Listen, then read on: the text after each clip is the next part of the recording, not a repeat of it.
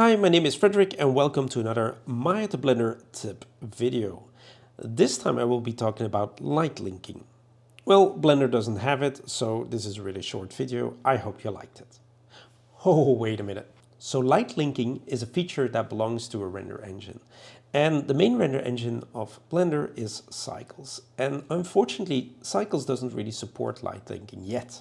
We can always hope that it will be supported in the future, but at this moment, and I think the most recent version is Blender 3.4, Cycles doesn't really support light linking. For this video, I will be using Blender 3.3 LTS, but it's the same if you're using Blender 3.4. So if I can't do any light linking, why does this video exist? Well, let's recap a little bit what light linking is. And for this, I will be dusting off my old Maya license. I still got a perpetual license for Maya, but it's only for Maya 2019. And I can't really renew that license anymore because Autodesk changed their subscription model. And before you could actually buy a license and then buy maintenance every year. But now there's this yearly subscription model or even the newer token model. Now they're vastly more expensive than it used to be. I kind of paid €800 a year for the maintenance license, but now you got to pay almost like €2,000 or more for a yearly license in Maya. And if you're using those tokens, the new system, and you would pay for a full year, then it will be like triple that. So yeah, the token system is only for occasional use. But I will be using my old trusty Maya, and I will be using Arnold, which is the default render engine that comes with Maya nowadays. So let's quickly switch over to Maya. There you go. Let's create a simple scene where we set up an example of light linking. Let's go to polymodeling and make a cube.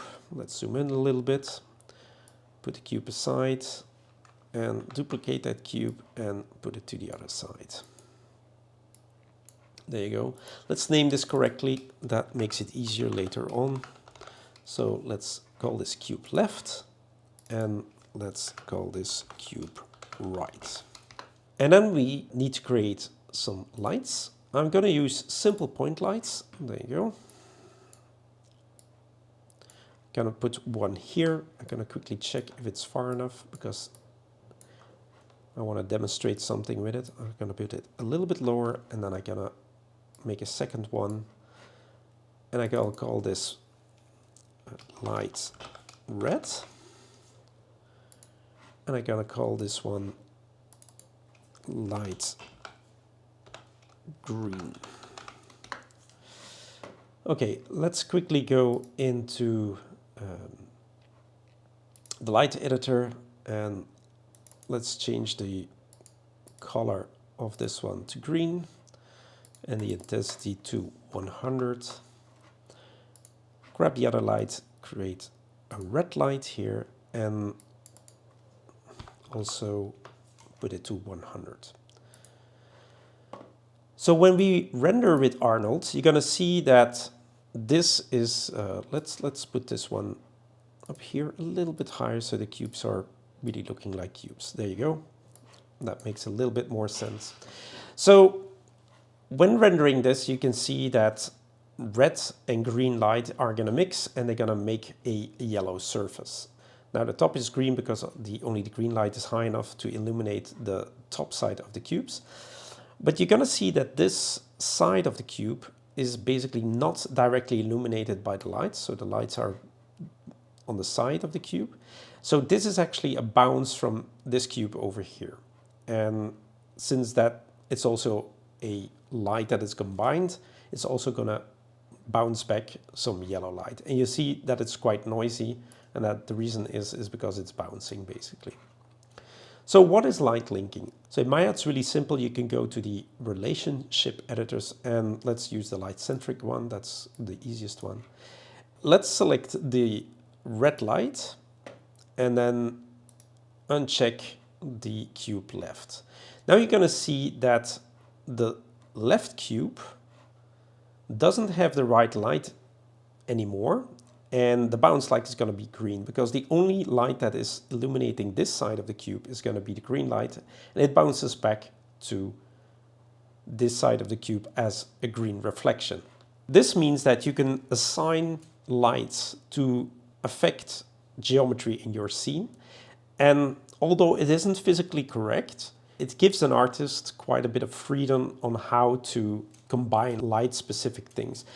So it's really a tool for creative freedom. Okay, so let's keep this image here. I'm gonna pause this render so it doesn't keep running in the background. But we're gonna keep this Maya scene, and we're gonna keep this render for a while. So let's jump back to Blender and talk a little bit what the options are in Blender.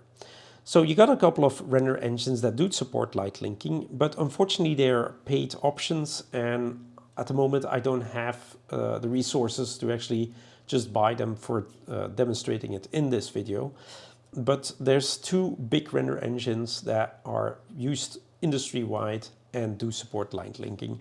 The first one is V-Ray, and V-Ray is a long-standing render, is being used by a lot by 3D Max users for architectural stuff, but it's also being used in feature films and other projects. You have to pay a license for it, but the plugin to connect it with Blender is free. So that is an option. The other option is RenderMan. Now, RenderMan is the long-standing Pixar renderer in which all those great Pixar movies are made. And I've used that in the past many times. I love that renderer, but also that is a paid option. Blender didn't really support it in the beginning, but nowadays you can actually have RenderMan as a plugin and then use the render engine. I haven't picked it up yet. I might do in the future, but for now I don't have the licenses anymore, so I can't demonstrate it. So there's probably still a couple of other render engines that do support light linking. Then again, I never used other render engines than V-Ray and RenderMan. You can look it up and see if that particular render engine that is compatible with Blender actually supports light linking. Okay, this video isn't over yet. There is a way to simulate this, but it's incredibly convoluted. But it does involve collections. Now, if you don't know what collections are, then I suggest you watch my previous video, which is all about how collection works in Blender. So the way to do it in Blender, if you want to have some sort of light linking, is through collections and by using the compositing tool that is included. So let's set us up a similar scene to the Maya scene. First, let's add those cubes. There you go. Let's duplicate, click, and then move it. There you go. Let's call this cube left, just like in Maya. And let's call this cube right. Now we already have a light here, so let's reuse that particular light, like so. Move it over here so we're not illuminating this side. Let's put it a little bit lower. Let's duplicate that light and put it a little bit higher. Let's change that color and pick green. And then the bottom one, let's pick red. When we render this out, so as you can see, this is a result exactly like we had in Arnold in Maya. So let's go back for a minute and link that light up again and start the render engine, of course. And as you can see, it's very similar. We have the sides are yellow and the top one is green. So we have a very similar setup here. Okay, the way to do this in Blender is basically use collections, use view layers, and then use compositing. So let's start a new collection. And let's put the cube, which is on the right, in that collection. There you go. Then create another collection and let's put the green light in that collection. And then create another collection and put the red light in it. So you see that for this kind of setup, we already need a lot of collections.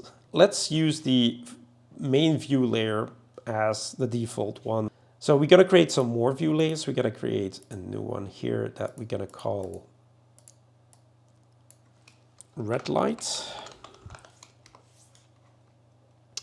Then create another one, which are we going to call green light. So we have the main view layer, which is the default. We have the red light and we have a green light. So let's go over to the green light. Now in the green light, we want to illuminate both cubes, right? So we don't want to have the red light active. So let's disable the red light from this particular view layer. Then if we go to the red light, basically we want to have the green light turned off. We do want to have the red light, but we don't want to have this particular cube on this side, so we're going to turn that one off as well. Okay, so when we render this, let's go to the renderer.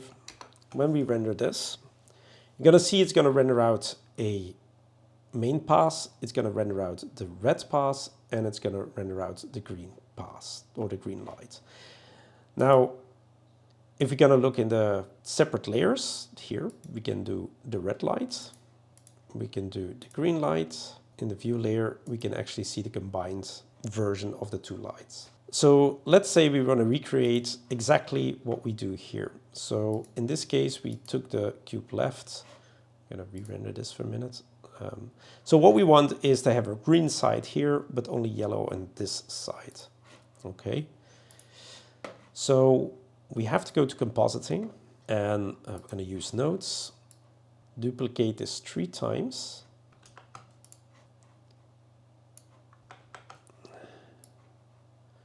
There you go. Let's make it a little bit smaller so we can see what we're doing. And we're going to use a viewer node to actually see the result of what we are doing. If we plug in the main image, we're going to see exactly what the combined one is. And then here we can choose, if I zoom in a little bit, we can check for the red light. And here we can use the green light. Now, lights are additive, right? So we can add the lights together.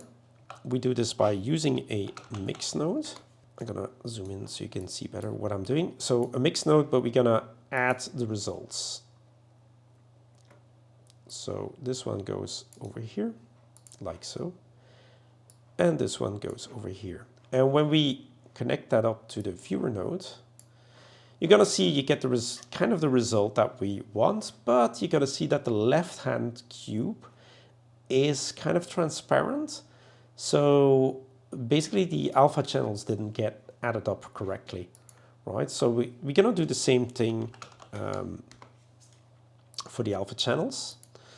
So we're going to use add, and we're going to take the alpha over here, this alpha over here, but this time we're going to use the clamp because alpha cannot go above 1. It doesn't make any sense if it will go above 1.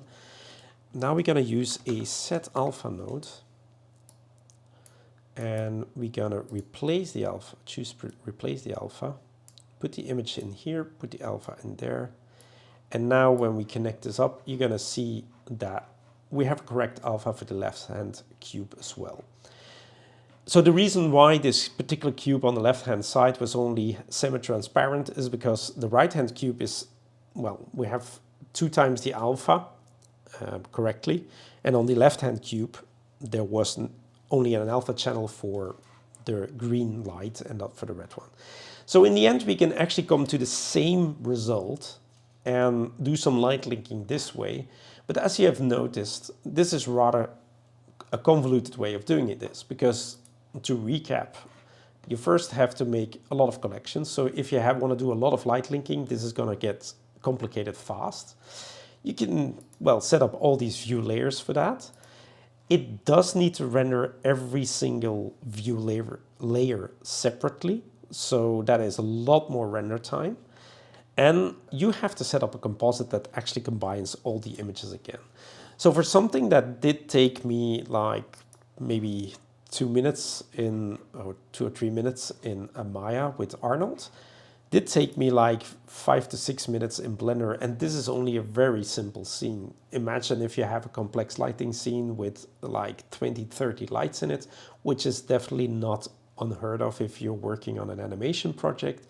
That's gonna complicate things exponentially. Yeah, it is possible, but it's extremely convoluted if you're gonna have complex scenes. That is basically light linking in Blender. Now, I want to add something to this. So far, developers of Blender, by the way, these guys are terrific. If you want to support them, then you can support Blender Studio, or you can support the Blender Development Fund. Every little bit of money helps. So I myself am a member of the Blender Studio subscription plan. You get some nice tutorials in there as well for free. You can download the geometry that they use for their projects, their beautiful animation projects that they produce. So you support them as a creative unit as well. So definitely do so. I really recommend that. So before we conclude this video, I still want to point out something that may help in getting light linking into cycles. So since Blender is developed by a small team and it's open source, they kind of do what they like, or what creative stuff they need for their projects, and what other people are commenting on their developing forum. There is actually a way of getting more attention to a topic that is light linking. Basically, you can go to their developer website. It is called developer.blender.org. And on this website, you can see what all the stuff that is going on, which versions are in the pipeline, which versions have been released, bug reports, everything like that. Now, there is a topic that is light linking. So if we quickly do a search, light linking,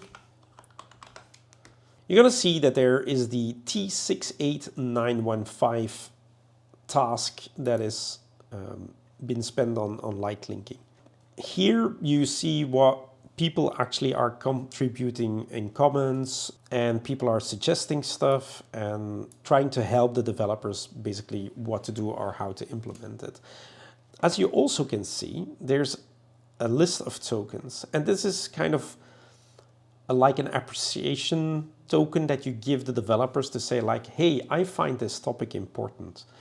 If you do want light linking to be implemented into Blender, I really suggest you make a developer account. It's just an account that you can log into.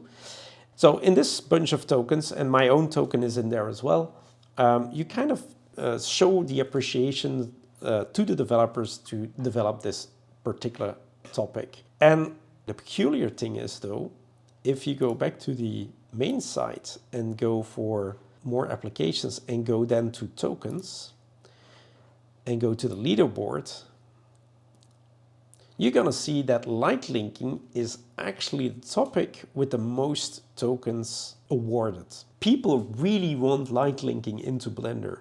Unfortunately, somehow it doesn't get developed, but if more people are going to address this, more people are going to hand out tokens and more people are going to try to push for it, maybe the people at the Blender organization are going to implement this into cycles. That would be so tremendous, because honestly, this is for me the only thing that is really missing in Blender. I used to be a dedicated lighting TD, and for me light linking was one of the features that made my life so much easier. I kind of hope that one of the developers of Blender sees this video and picks up on it and starts implementing light linking that I so much like. Okay, that's it for this video. So it's quite a bit longer than saying light linking does not exist. I thank you for watching this video. Now, if you like what I do, definitely subscribe to this channel. I think this is already my 7th or 8th video on Maya to Blender. And I see there's already quite a bit of people that are actually enjoying these kind of videos. So please do subscribe. That helps me a lot. Also put a thumbs up if you like this particular video. So thank you very much for watching, and I'll see you later. Bye.